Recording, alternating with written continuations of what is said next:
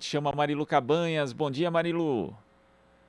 Oi, Glauco, bom dia a quem está acompanhando aqui o Jornal Brasil Atual. Vamos falar aqui da Omicron. O Brasil registra 6 casos para a variante Omicron do coronavírus, 3 em São Paulo, 2 no Distrito Federal e 1 no Rio Grande do Sul. Outros casos estão em investigação. A nova cepa já foi identificada em 45 países. Ministros da Saúde da União Europeia se reúnem hoje para discutir essa variante. A gente vai falar sobre esse assunto com o Gonçalo Vecina, ele que é médico infectologista, professor na Faculdade de Saúde Pública da USP e ex-diretor da Agência Nacional de Vigilância Sanitária Anvisa. Olá, Vecina, bom dia, prazer em recebê-lo.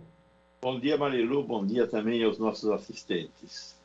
Vamos lá, Vecina, a gente vai começar aqui com a ação, né, do ministro do Supremo Tribunal Federal, Luiz Roberto Barroso, determinando aí que os ministérios da Justiça e Segurança Pública, Saúde e Infraestrutura e a Casa Civil sejam ouvidos até amanhã, o prazo vence amanhã, né, sobre a demora para atualizar as regras de entradas de viajantes aqui no país. A ordem foi dada em decorrência aí de uma ação da Rede Sustentabilidade, que está tentando obrigar aí o governo a adotar medidas recomendadas pela Anvisa, como o passaporte da vacina ou a quarentena obrigatória para quem chega ao Brasil via aérea. O governo decidiu cancelar em cima da hora uma reunião entre os representantes do governo e da Anvisa para discutir o assunto. O presidente Bolsonaro, você já sabe, né, Vecina, ele já disse que é contra essa obrigatoriedade. E, na sua opinião, quais são as consequências dessa inação do governo federal até agora frente a essa nova variante? Veja, eu acho que fechar fronteiras para alguns países nestas alturas da disseminação da Omicron no mundo seria uma medida que não teria nenhum tipo de retorno, porque mais de 40 países já têm a Omicron circulando nos seus países. Então, isso é uma medida inócua. Você teria que fechar o Brasil para o mundo, e aí as consequências seriam muito piores, porque nós somos um país que tem muito relacionamento com outros países, um país de 210 milhões de habitantes. Então, fechar o país não é a alternativa. A alternativa é controlar. Como é que se controla? Primeiro ato de controle é a exigência do passaporte de vacina, que a maioria dos países europeus, os países mais civilizados, tem colocado em prática o uso do passaporte de vacina internamente para entrar no país. O segundo instrumento é a exigência do teste de RT-PCR na entrada do Brasil, que é uma coisa que nós já tínhamos instaurado, embora com um período maior, 3 dias de defasagem. Então, eu acho que nós temos que instaurar um mínimo de medidas, não para impedir a entrada da variante no Brasil, a variante Ômicron, mas para controlar a entrada de não vacinados. A ideia é controlar a entrada de não vacinados. Quer dizer, nós temos que conseguir sair dessa crise sanitária, e o jeito de sair é diminuir o número de suscetíveis dentro do país. Pessoas que podem vir a se infectar e adoecer. E nesse espaço é que se situam os negacionistas da vacina. E hoje no mundo, quem não está vacinado, quem é adulto e não está vacinado, é muito provavelmente um negacionista. Não é uma pessoa que não teve oportunidade, ainda mais está viajando, não é uma pessoa que não teve oportunidade de se vacinar. Então, eu acho que é importante que a gente controle a entrada dessas pessoas, o fluxo dessas pessoas no país. Recina, vamos dar um exemplo aqui sobre como é que a Omicron, né, está se desenvolvendo em alguns países. Aqui no Reino Unido, por exemplo, né, no Reino Unido, no domingo tinha 246 casos, né, o dobro de sexta-feira, né? Na Dinamarca, também 183 casos, o triplo da última sexta-feira. E lá, pelo que a gente está vendo aqui, os cientistas acham que só as restrições às viagens não estão impedindo aí o avanço da variante, como você também já falou, né, Vecina? E que deve haver mais chance de lockdown, eles estão já imaginando que possa haver lockdown antes do Natal e do Ano Novo. É uma precaução, Vecina? Veja, neste momento, o que nós temos de dados sobre a Omicron é muito pouco. Nós só temos um dado que é certeza. Ela se espalha rapidamente. O poder infectante dela é muito elevado. Agora, ela atinge pessoas vacinadas? Aparentemente, sim. Todos os 6 casos que nós temos aqui no Brasil são de pessoas vacinadas. Ela tem letalidade, ela mata, ela leva as pessoas à UTI, à intubação. Aparentemente, o que está acontecendo, onde tem maior volume de pacientes, que é na África do Sul, nós não podemos dizer isso. Ela tem produzido casos brandos, tem produzido casos não graves. Mas tem casos e os casos têm sintomatologia. A sintomatologia mais frequente é cansaço, dificuldade para se movimentar, febre, não tem tido os efeitos de perda de odor, de perda de sabor, que é uma coisa positiva na medida em que a perda de olfato indica a penetração do vírus no sistema nervoso. Então, não ter essa perda de olfato, eu vejo como uma coisa muito positiva, que diminui a capacidade do vírus produzir maus efeitos no nosso corpo. Então, acho que esses países que estão com um número muito grande de casos, por que eles estão com um número? Porque eles têm um relacionamento maior com a África do Sul. E com os países do continente africano. A maioria dos países europeus, de alguma forma, teve uma relação de colonialismo com a África. Né? A própria Inglaterra, a África do Sul foi uma colônia da Inglaterra. Então, se estabeleceu um fluxo muito grande de pessoas, desde aquele tempo até hoje, entre a colônia e seus colonizados. Então, hoje, nós temos lá essa quantidade de gente. Enquanto o Brasil tem 210 milhões de habitantes, tem 6 casos, a Inglaterra, com seus 60 milhões, tem 400 casos. Dá para entender por quê. E começa a haver também, agora, a circulação interna do vírus. Quer dizer, começam a ocorrer casos autóctones. No Brasil, até o momento, não sei se porque nós não estamos, provavelmente seja esse o fato, né? Nós não estamos fazendo exames de RT-PCR, nós não estamos diagnosticando, só aparecem esses 6 casos, são casos que vieram da África do Sul e nós ainda não temos casos autóctones. Talvez já tenhamos muitos casos autóctones, só que nosso sistema de saúde não está conseguindo identificá-los por falta de realização de exames de RT-PCR. O fato é que, enquanto nós não sabemos, não temos certeza, para dizer a verdade, se a doença é muito grave, e enquanto nós não sabemos do efeito dessa doença nos vacinados, prudência é bom e deve ser realizada como estão fazendo aí Inglaterra, Dinamarca e outros países europeus. Perfeito. Agora eu vou repercutir contigo, Vecina, a fala do futuro ministro da Saúde da Alemanha, o epidemiologista Karl Lauterbach. Ele disse que a falta de indícios de casos graves da Covid-19 e mortes, né, associadas a essa variante Ômicron, podem ser um presente de Natal antecipado, que a nova cepa é otimizada para infectar pessoas, mas não matar, o que poderia acelerar o fim da pandemia. Como é que você analisa essa fala desse futuro ministro da Saúde alemão?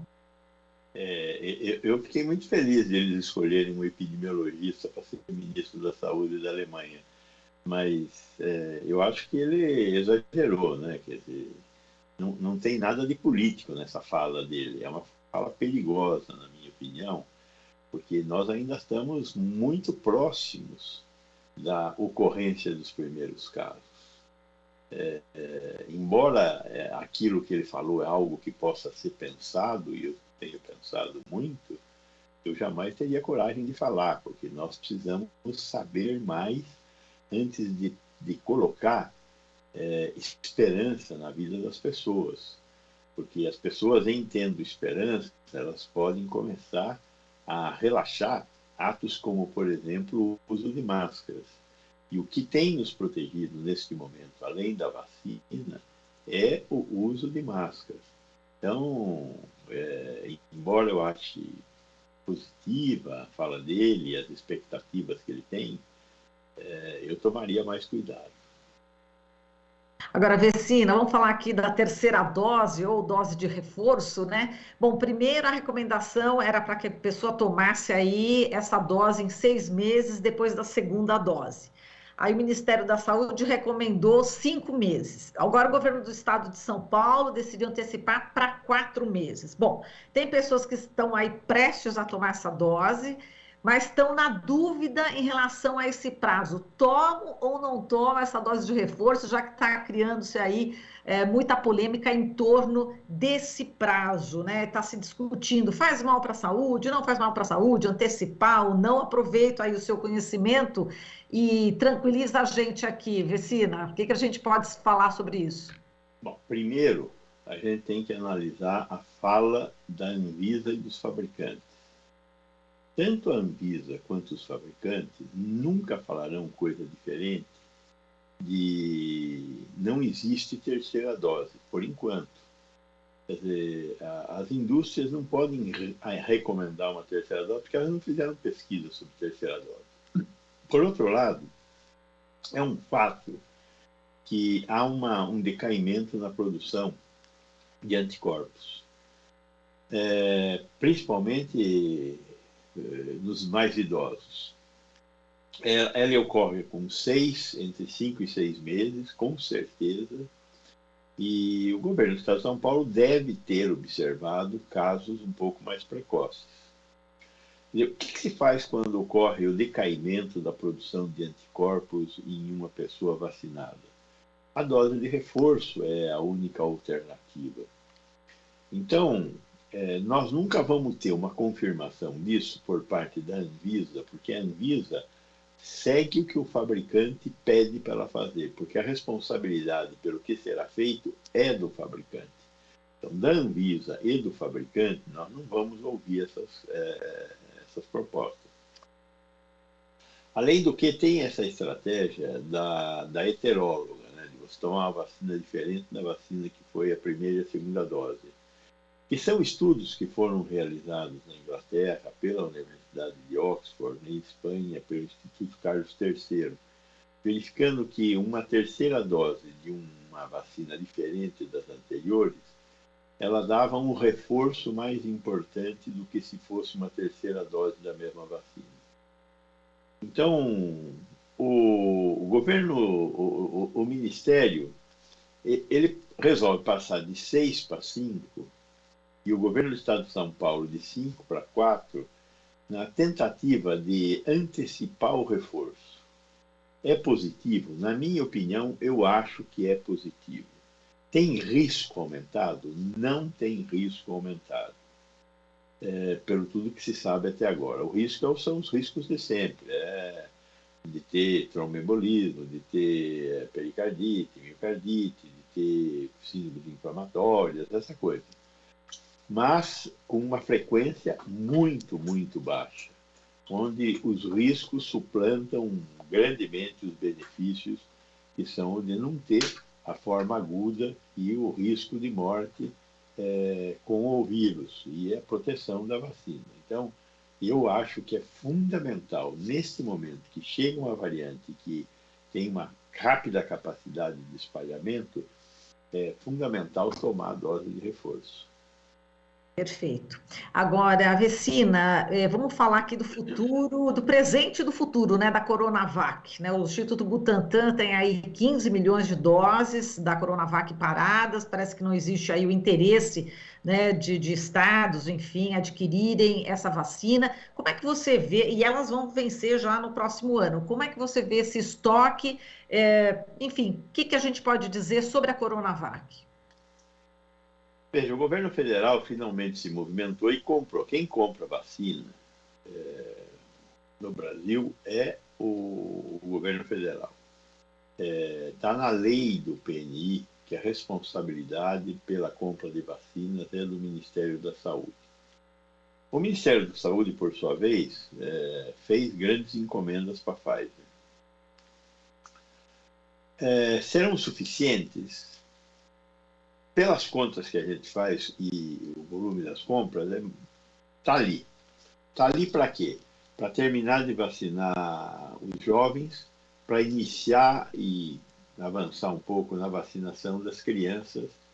E a Pfizer está pedindo-lhe a autorização para usar a vacina a partir de 5 anos. Ainda tem todas as crianças abaixo de 5 anos. Por sua vez, a Coronavac, ela está sendo usada no Chile, na Colômbia e principalmente na China, como uma vacina em crianças acima de 3 anos. A Anvisa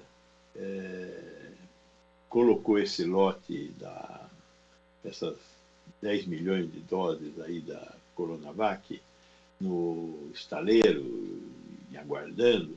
Teve um problema que já foi suplantado sobre se essas vacinas eram de uma fábrica certificada ou não certificada na China. Parece que isso já foi resolvido.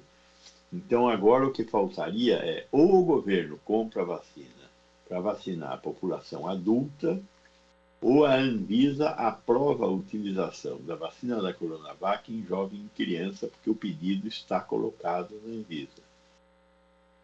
Os dados que foram apresentados na Anvisa, a Anvisa considerou insuficientes. Está em discussão o fato de que Chile e Colômbia, não vamos falar da China, aprovaram a vacina com os dados disponíveis e estão utilizando a vacina na sua população. Acho que essa vacina a vacina de vírus inativado, é uma vacina muito positiva, principalmente para faixas etárias mais precoces. Por quê? Porque o perfil de segurança dela é melhor do que o perfil de segurança da Pfizer e ela tem uma resposta imunológica. É mais fraca do que a da Pfizer? Provavelmente mas ela tem uma resposta imunológica. Então, eu sou da opinião que a Anvisa deveria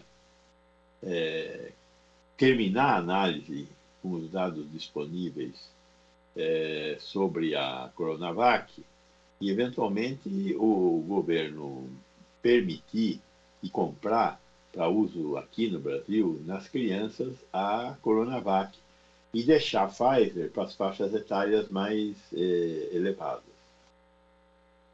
Tem um monte de CES aí nesse meio do caminho, né? Vamos ver o que é que o Ministério da Saúde vai resolver e o que a Anvisa vai resolver. Se nada disso der certo, com certeza essa vacina será colocada em outros países que estão sequiosos de vacina, com certeza. Está sem som, não estou ouvindo você. Tá certo, agora sim, eu apertei, não rolou aqui o meu microfone. Ô, Vecina, vamos falar aqui de Rondônia, né? A gente tem aí a notícia, né? Depois de 8 meses, ela volta a registrar, né? Filas por leito de UTI, né? Para tratamento de Covid. 7 pessoas estão na fila, sendo 2 em estado grave por Covid. E a gente já, né? Passou um trauma violento em relação à falta de vagas. E está preocupante esse dado de Rondônia? Você acha que é pontual? Aí a gente está falando da estrutura do SUS, né?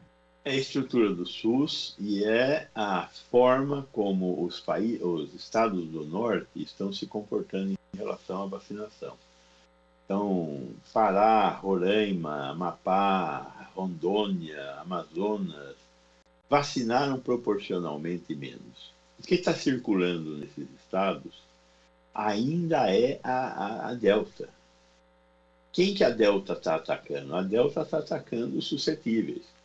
Agora, a Delta produz uma doença grave. Não vacinou? Tem suscetíveis. Né?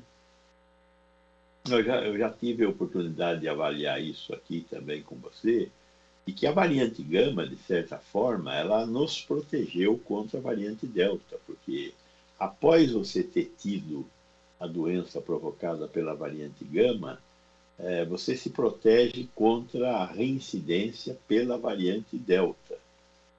Então, nós, no norte, estávamos relativamente protegidos, primeiro pela quantidade imensa de pessoas que tiveram a variante Gama, depois pela vacinação.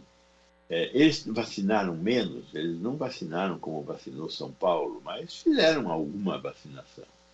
E agora cresceu o número de casos, porque deve ter acontecido um certo relaxamento. O que acontece quando nós relaxamos o uso de máscaras, de encontros? Nós facilitamos que o vírus seja achado pelos suscetíveis.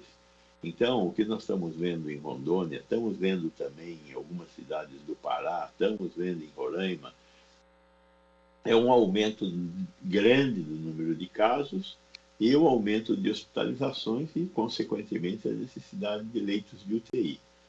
Por que está acontecendo? Pelo relaxamento no uso de máscaras, pelo relaxamento nas medidas de isolamento, pela possibilidade de encontro de pessoas, e aí o vírus faz o seu serviço, faz com que as pessoas adoeçam, e a necessidade de leitos de UTI. Vecina, só para a gente terminar aqui, a gente está vendo aqui vários países da Europa multando as pessoas, né, que não se vacinaram, tem que ter o certificado de vacina, no trabalho também, precisa ser obrigado. Aqui a gente vê, por exemplo, histórias, né, por exemplo, eu mesma num supermercado, falando, né, em relação a vacina, vocês estão vacinados aqui, né, e eu acabei descobrindo que vários funcionários de um determinado supermercado, né, pequenininho, né, no litoral e tal, mas uma pessoa falou assim, ó, que vários não se vacinaram. Então, quer dizer, como é que você vê também essa questão? Ah, inclusive, a menina do caixa me falou, olha, eu tenho direito, isso é democracia. Ainda tive que ouvir isso, vacina, de não se vacinar é meu direito, aqui é uma democracia. Enfim, é muito complicada essa falta, a fake news que ainda assola, né? Temos ainda informações falsas que circulam e até hoje pessoas que não estão se vacinando, entre aspas, porque elas têm o direito de não se vacinar. E agora, em contraponto, aí na Europa, as pessoas já estão sendo multadas por não serem vacinadas. Como é que você vê também essa questão da não vacinação e a multa? Eu vejo como uma medida sanitária extrema, mas absolutamente necessária, né? É inacreditável que pessoas estejam tendo esse raciocínio, quer dizer, é meu direito não fazer alguma coisa. Lógico que é direito de todos não fazer o que não quiser fazer. Só que, em relação à vacina, que é uma medida que protege a comunidade e protege o indivíduo, as pessoas não têm esse direito, porque esse direito interfere no direito dos outros a terem saúde. O direito à vida, o direito à saúde, na nossa lei maior, na Constituição, ele vem antes do direito de ir e vir, do direito de decidir o que você bem quiser decidir. As pessoas precisam ter o entendimento disso, que a vacina é um ato de proteção comunitária. Então, não se trata de um direito ou não direito, é uma obrigação antes de ser um direito. Então, o direito de ir e vir tem que ficar claro para essas pessoas que ele se submete ao direito à vida. Então, eu acho que a Europa, um continente muito mais civilizado, com países muito mais civilizados do que nós somos aqui, está absolutamente correta ao discutir essa possibilidade. Os Estados Unidos também, está lá uma discussão no judiciário deles lá, que Joe Biden está querendo exigir. Já exige hoje dos servidores públicos, e agora quer exigir também dos trabalhadores da empresa privada que todos estejam vacinados para não colocar em risco os colegas de trabalho, né? E a Europa já está mais avançada em relação a isso, exigindo passaporte de vacina e exigindo que as pessoas, para frequentarem espaços públicos, estejam necessariamente vacinadas. Como nós temos um presidente que tem uma frase fantástica, que eu acho muito exemplar do que é o governo dele, tudo pode piorar, e eu completo, e eu serei o instrumento de que essas coisas sejam garantidas, ou seja, que tudo piore, nós vivemos esse tipo de situação de você, de repente, num supermercado, uma pessoa falava: por que você não quer se vacinar? Ah, porque eu tenho o direito a não me vacinar, como se ela tivesse noção do que ela está falando. É grave, noção do ponto de vista coletivo, né? Do ponto de vista individual, claro que ela tem noção. Então, é triste ver isso. Espero que essa nova discussão que o Bolsonaro arrumou com o Supremo Tribunal Federal termine com uma decisão da Corte, no sentido de que a sociedade, por ordem constitucional, tem que se proteger. E aí que se instaure a obrigatoriedade do passaporte da vacina. Muito bem.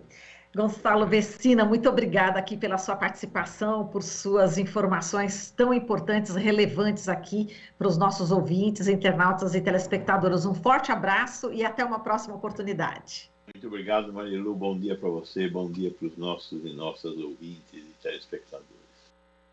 Muito obrigada. Falamos aqui com o Gonçalo Vecina, médico infectologista, professor na Faculdade de Saúde Pública da USP e ex-diretor da Agência Nacional de Vigilância Sanitária, Anvisa. Você está ouvindo Jornal Brasil Atual. As notícias que os outros não dão.